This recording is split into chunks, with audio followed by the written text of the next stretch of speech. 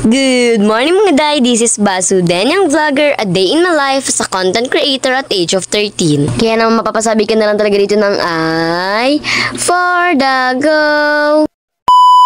Maliwanag na nga po pala nung nagkagising ako kaganina, kaya naman ayan nga tagmamadali na naman nga talaga ako dito sa pag-asikaso ko. Nagising ko pa nga lang, ayan nga at nagkape na nga po pala ako sa mga oras na yan. Bawal na nga talaga uminom na malamig ang ate girl mo, gawa ng sobrang paus na talaga siya. Ewan ko ba, natitipid na nga ako ngayon dahil nga masakit na nga lalamunan ko, tapos napapaus pa rin ako. Kakain ko talaga ito ng chocolate. After ko naman nga po pala magkape, nagilamos nga lang po pala ako yan, pagkatapos naman nga kumuha naman nga po pala ako dito ng mga damit ko. Dapat nga before ako maligo, naka-prepared na nga talaga yung susuotin ko para mamaya talaga naman susuotin ko na nga lang talaga. Tingnan rin nga po pala sila dito sa mga oras na yan, kaya naman yan nga at kumain na muna nga ako dyan ng umagahan ko, gawa na hindi pa nga talaga tapos si Kuya Mon maligo. Tapos ko ito talaga napakahirap, nanguuna lagi si Kuya Mon maligo kaysa sa akin, dapat ako yung mauna, gawa na napakatagal talaga maligo niyang si Kuya Mon. Sobrang kabog niyan, dinaig pa talaga ang babae. Akto naman nga at may ulam na nga po pala niluto sila kagabi, ininit na nga lang po pala siya ngayong araw, kaya naman yan nga at kumain na rin nga talaga ako dyan, gawa na luto na nga talaga yung aming pagkain. Siyempre alam niyo na, pagkatapos yung magta-transition na naman tayo, gawa na alam niyo na waliligo na naman ang ate mo girl na ito. Na ngayon napakabilis lang talaga ng araw, yung tipong magta-transition ka lang, nakaligo ka na talaga, pero hindi ganun mga day.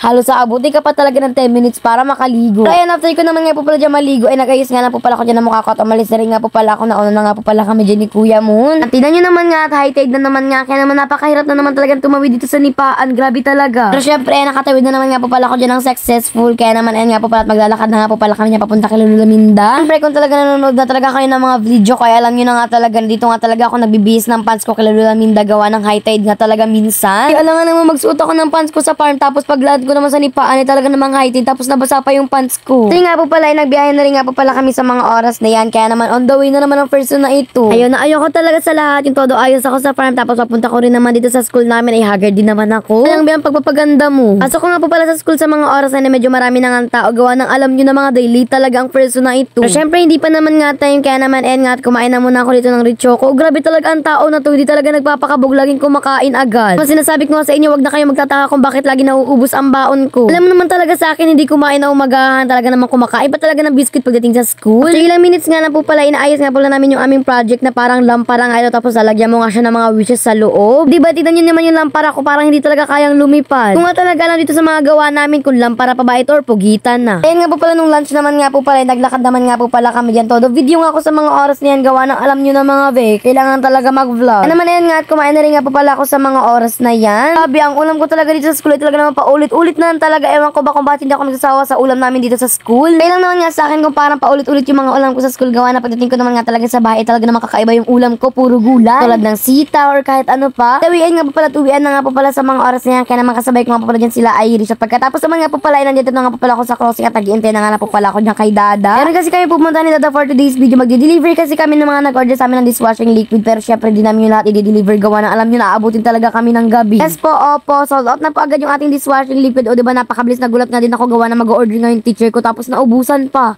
Hala, nakakaya yun. Sabi ko nga kay mami, gagawa na nga talaga ako ulit para sa kanya, para nga makapag-order siya sa akin. Galing ko nga po pala sa Moko, ay kumain nga po pala ako niya kila titis, kay gawa na kumakain nga sila Kuya Mon at meron nga ditong meriendahan. O diba, grabe na busog na naman ng tao na ito, puro kain na lang talaga ang alam. Kain ako ng kain, pero hindi naman talaga ako tumataba. Naman after ko nga po palang kumain, nagdi-deliver na nga po pala kami dyan ng dishwashing liquid, gawa na gagabihin na nga talaga ang mga person na ito. Na nga po pala namin dineliver dito kay Ate April, bala nag-order nga po pala dyan si Tia Yolanda. At pagkatapos naman nga po pala, inadala na nga po pala dyan ni Kuya Mon para nga po pala maibigay na namin, gawa ng 4 na piraso yung in-order nila. From Las Vegas pa nga po pala yung nag-order, pero dito na nga po pala nila pinapadeliver sa Basod, kaya naman shoutout nga po pala kay Tia Yolanda. Siyempre, thank you very much na rin nga po pala, gawa ng first order pa nga lang talaga, 4 na talaga ito, grabe nakakakilig. Maibigay ko na nga po pala, ayan nga po pala, nag-picture na nga po pala kami dyan ni Scarlett. Pagpasensya nyo na kung hindi maayos, gawa ng alam nyo na pagbata talaga medyo makulit talaga. Kasi minsan natatakot pa sa akin, natatakot tuloy ako sa sarili ko, mukha ba akong aswang? Char. Ito nga po pala, pumunta naman nga po pala kami sa pangalang pag-delivera namin sa Del Carmen naman nga po pala ito. Diba, baby na naman yung magre-receive ng ating delivery for today. Ito nga po pala kay Ate Lalin, 3 nga po pala yung in-order niya, kaya naman thank you very much nga po pala. At sa mga mag-order nga po pala, susunod na nga na po pala kayo mag-order, gawa na gagawa ulit ako. Yun lang nga po pala lahat ng mga dineliver natin for today's video, gawa ng alam nyo na may pasok pa nga ako bibuka. Naman sa lahat nga na nag-order, talaga naman maraming salamat nga sa inyo, kaya naman yun lang nga po pala for today's video. Yun lang, salamat, bye and God bless.